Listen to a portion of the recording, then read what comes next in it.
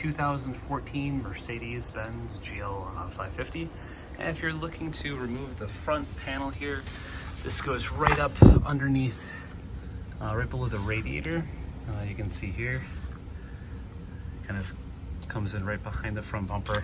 Give you a view what it looks like up there. Radiator supports. Right here, there's one of them. Another one down on the other side.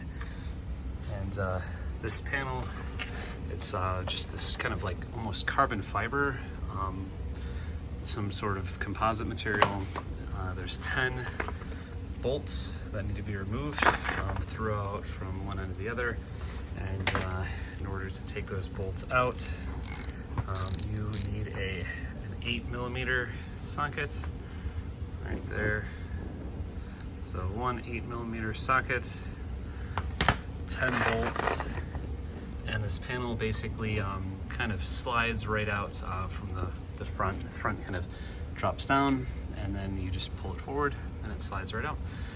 So that's how you remove this front protecting cover under the radiator on a 2014 this generation Mercedes-Benz 550 GL550. So thanks for watching, guys. Good luck with your project. Have a great day.